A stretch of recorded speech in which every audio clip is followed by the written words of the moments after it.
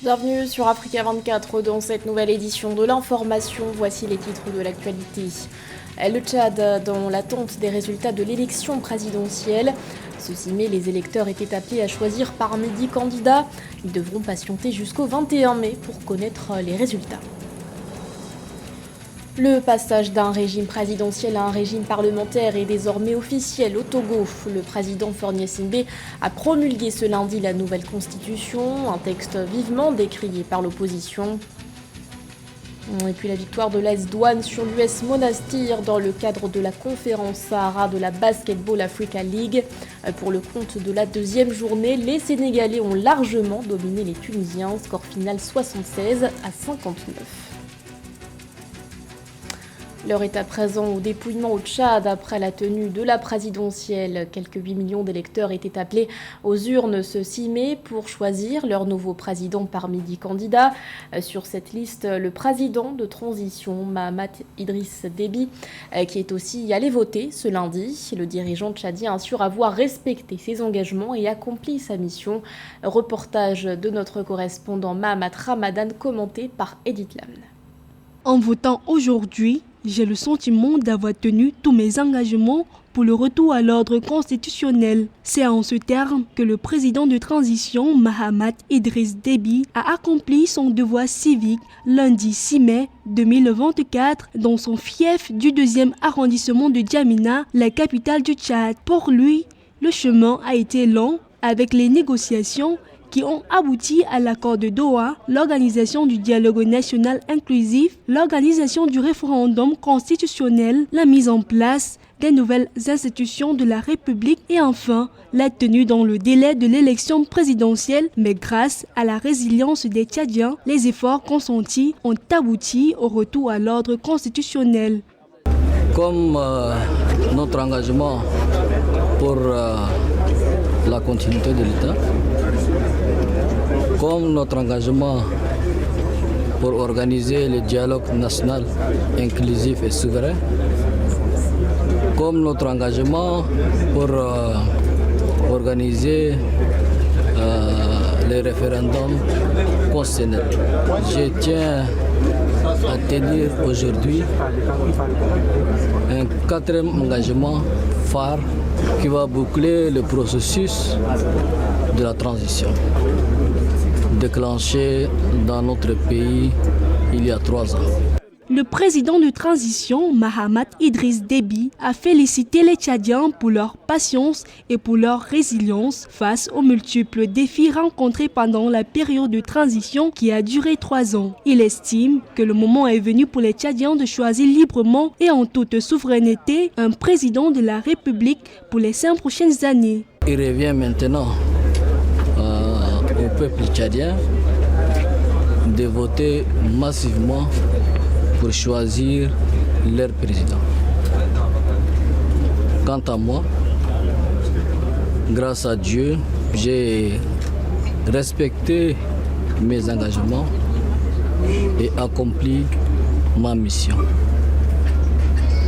Le destin de notre pays est maintenant entre les mains de Dieu et du peuple du Tchad souverain. Pour rappel, 8,2 millions d'électeurs tchadiens étaient inscrits pour donner leur voix à un des 10 candidats. Ouverts de 7h à 18h, les bureaux de vote ont clôturé leur journée sans incident majeur, à l'exception d'un incident dramatique à Moudou, au sud du pays, où un électeur de 65 ans a été tué par balle dans un bureau de vote. La plupart des observateurs sont satisfaits du déroulement du scrutin et ont salué la maturité politique des Tchadiens qui souhaitent le retour à l'ordre constitutionnel et l'amélioration de leur quotidien. Et pour l'heure, le Tchad reste dans l'attente des résultats du premier tour, résultats qui devraient être dévoilés d'ici le 21 mai prochain. Le passage à la 5e République est désormais acté au Togo. Le président Faure Gnassingbé a promulgué ce lundi la nouvelle constitution, un texte adopté en seconde lecture le 19 avril dernier et qui fait basculer le régime présidentiel en un régime parlementaire. Dans un communiqué, la présidence évoque une nouvelle étape dans la vie institutionnelle. Mildred Diamant. Le Togo entre officiellement dans une 5e République. Le président Faure Gnassingbé a promulgué la loi portant révision de la constitution togolaise, renseigne un communiqué de la présidence rendu public le 6 mai 2024. Avec la promulgation de la nouvelle constitution, le Togo passe notamment d'un régime présidentiel à un régime parlementaire. Votée en deuxième délibération le vendredi 19 avril 2024, cette révision constitutionnelle est le fruit d'une initiative parlementaire conduite conformément aux dispositions légales, enrichie des contributions des forces vives de la nation à la suite des consultations tenues du 8 au 12 avril 2024. L'adoption le 19 avril 2024 en seconde lecture par l'Assemblée nationale d'une révision constitutionnelle a suscité des tensions politiques au Togo. L'opposition et plusieurs membres de la société civile dénoncent une modification de la Constitution effectuée sans débat public ni consensus. Ils craignent que le nouveau texte permette la prolongation à la tête du pays du président Faure Gnassingbé au pouvoir depuis 2005. C'est une mascarade constitutionnelle. Et bien plus, c'est la perpétuation d'une dynastie. Mais cela n'est pas autant grave que le silence de la CEDEAO, parce que la Constitution a été changée en moins de 8 jours avant les élections. Et les textes de la CEDEAO disent qu'en moins de 6 mois des élections, on ne doit pas changer la Constitution. Selon les changements constitutionnels approuvés au Togo, les membres du Parlement éliront désormais le président de la République pour un mandat de 4 ans renouvelable une fois, annulant ainsi le suffrage universel direct. La nouvelle constitution crée également un Conseil d'État et donne l'essentiel des pouvoirs de l'exécutif au président du Conseil des ministres, nommé par décret présidentiel pour un mandat de 6 ans renouvelable autant de fois que son parti détient la majorité parlementaire. Dans l'actualité également, le président sénégalais Bassirou Diomaye Faye poursuit sa tournée régionale. Le chef de l'État est arrivé à Abidjan ce mardi 7 mai dans le cadre d'une visite de travail et d'amitié, son 4e déplacement en Afrique de l'Ouest depuis son élection. Au programme de ce déplacement, une rencontre avec son homologue ivoirien Alassane Ouattara. À l'occasion pour les deux dirigeants d'explorer de nouvelles perspectives de coopération. Rappelons qu'avant la Côte d'Ivoire, le président sénégalais s'était rendu en Gambie, en Mauritanie et en Guinée-Bissau. Nous porterons en 2025 la voix du peuple de Côte d'Ivoire. Ce sont les mots de Pascal Afin-N'Guessan, le président du FPI qui se prépare à la présidentielle de 2025. Face à la presse, le 4 mai dernier, l'ancien Premier ministre s'est présenté comme le candidat de la rupture.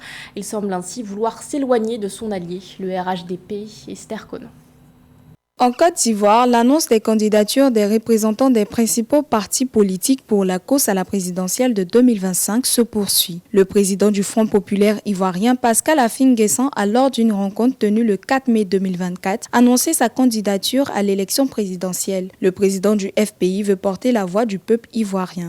Nous porterons en 2025 la voix du peuple de Côte d'Ivoire, ce peuple qui se sent peu respecté, peu considéré. Nous porterons son combat pour la justice et la dignité face aux héritiers d'un système à bout de souffle. L'alternance sera une rupture et un nouveau départ. Nous n'allons pas à l'élection pour participer, nous y allons pour gagner, ensemble, avec et pour le peuple de Côte d'Ivoire. Selon les analystes, cette candidature de Afin-N'Guessan, qui n'a pas pu obtenir la majorité des voix aux élections régionales de 2023, n'aurait véritablement pas de poids dans le jeu politique ivoirien. La candidature du président du FPI, Pascal Afin-N'Guessan, est sans surprise pour les observateurs avertis de la scène politique ivoirienne. D'autant plus que depuis 2015, Afin-N'Guessan avait été candidat en 2015. En 2020, il avait été candidat même s'il n'est pas parti aux élections. Donc je crois qu'aujourd'hui, l'annonce de sa candidature pour 2025 n'est pour tout observateur sans réelle surprise. Mais ce qu'on pourrait observer dans cette annonce-là, c'est la rupture de fait avec son allié stratégique, le RHDP. Afin-N'Guessan se positionne en candidat en 2025 et il décide de rompre avec son allié qui est le RHDP. Ils étaient en alliance stratégique, il ne faudrait pas l'oublier. Aujourd'hui, on est en droit de se poser la question de savoir qu'est-ce que Afin-N'Guessan pourrait peser dans le jeu politique après cette rupture, après son échec au régional l'année dernière. À noter qu'en 2020, le parti d'opposition appelait au boycott de l'élection présidentielle qui a donné le président Alassane Ouattara vainqueur à 94% des voix, contre 0,99% pour le FPI, selon les chiffres de la commission électorale indépendante. L'actualité nous emmène également au Ghana où les élections générales approchent. Le 7 décembre 2024, les Ghanéens devront élire leur nouveau président. Le pays a donc entamé ses préparatifs avec l'ouverture ce mardi des inscriptions sur les listes électorales. Les nouveaux électeurs auront 21 jours pour s'inscrire. À cet effet, plus de 1000 centres ont été installés sur l'ensemble du territoire. Après 2 mandats, le président sortant, Nana Akufo-Addo, se prépare à céder sa place. Pour conserver le fauteuil présidentiel, le parti au pouvoir a misé sur Mahamoudou Bawumia, le vice-président du pays. Il est en lice aux côtés de l'opposant John Dramani Mahama, candidat du Congrès national démocratique. Le Soudan entend renforcer sa coopération économique avec le Rwanda, une coopération déjà mise en œuvre à travers divers projets dans le secteur de l'agriculture et de la construction notamment. Outre le volet économique, le Soudan salue aussi l'engagement du Rwanda en matière de maintien de la paix. Catherine Gombe. Le Soudan, pays d'Afrique de l'Est secoué par une 4e guerre civile depuis avril 2023, cherche à renforcer sa coopération avec ses voisins dans le Rwanda. Les relations bilatérales entre les deux pays sont soutenues par un certain nombre de mémorandums d'entente déjà signés. En mars 2013, un accord bilatéral sur les services aériens Bassa a été signé entre les deux pays. À cela s'ajoute un protocole d'accord sur la consultation et la coopération politique signé entre le Soudan et le Rwanda en 2017. À ce jour, à l'initiative du Soudan, les deux nations veulent renforcer leur rapport économique dans le champ du commerce, ce qui pourrait avoir des implications importantes pour les deux pays. Nous avons des projets dans le secteur de la construction, de la volaille, de l'agriculture, des services, de l'importation et de l'exportation, ainsi que d'autres petites entreprises dans d'autres domaines. L'investissement total de la communauté soudanaise au Rwanda dépasse les 50 millions de dollars selon notre évaluation. L'intérêt du Soudan pour le Rwanda en tant que partenaire économique suggère une collaboration potentielle dans divers secteurs, notamment le commerce, l'investissement et le développement. En effet, en 2022, le Soudan a réalisé des échanges nets avec le Rwanda dans le domaine des exportations de produits chimiques, de produits divers et de textiles pour une enveloppe globale de près de 10 millions de dollars. À l'inverse, le Rwanda a régulièrement des échanges nets importants avec le Soudan en matière d'exportation de produits végétaux, de transport et de produits minéraux pour un montant de 87 millions de dollars. Le Rwanda a un très bon bilan dans le monde en tant que l'un des principaux pays donateurs en termes de casques bleus. Le Rwanda a eu des missions réussies partout dans le monde et il a une très bonne réputation dans le maintien de la paix dans la région au Darfour, où il a aidé à mettre fin à la guerre et à apporter la stabilité. Et ce rôle est très apprécié par les Africains et par mon pays. Le Rwanda est un partenaire très fiable en matière de maintien de la paix et possède une vaste expérience. Bien qu'il existe des possibilités de croissance économique, les deux pays entretiennent surtout des rapports liés au maintien de la paix que les autorités soudanaises aimeraient voir s'étendre à d'autres champs comme l'offre de formation professionnelle et l'accompagnement à la réinsertion sociale pour les réfugiés de guerre. Du sport à présent avec la conférence Sahara de la Basketball Africa League qui se poursuit à Dakar. Après leur défaite face aux Nigérians, les Sénégalais de l'AS Douanes ont remonté la pente dans le cadre de la 2e journée. Ils ont dominé les Tunisiens de l'US Monastir sur un score de 76-59. Le point sur ce match avec Joël Ballot.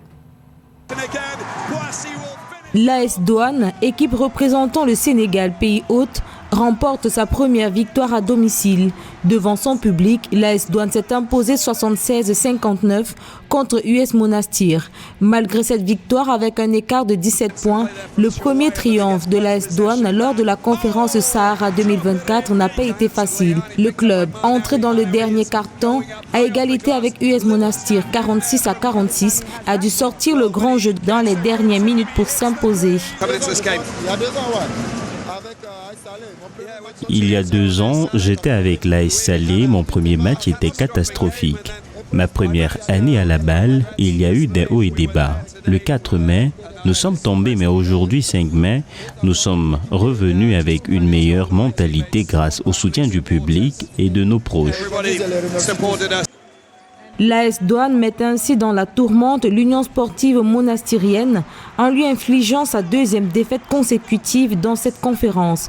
Dans la seconde rencontre, le club nigérian Rivers Hoopers a décroché sa deuxième victoire en s'imposant au Dakar Arena devant l'armée patriotique rwandaise sur la marque de 86 à 82. Avec cette performance, Rivers Hoopers prend la première place de la conférence avec 4 points. Nous nous sommes entraînés pendant 3 semaines avant d'arriver ici, ce qui n'est pas beaucoup comparé à d'autres équipes. À chaque match, j'essaye de rassembler l'équipe, d'élever le niveau de chacun. Les prochaines rencontres de la BAL 2024, conférence Sahara, sont attendues le 7 mai. L'AS Douane jouera son 3e match face à l'armée patriotique rwandaise, le dernier de la phase aller. Les matchs retour démarrent le jeudi 9 mai 2024. C'était le journal de la rédaction. Merci de l'avoir suivi. L'actualité continue sur Africa 24.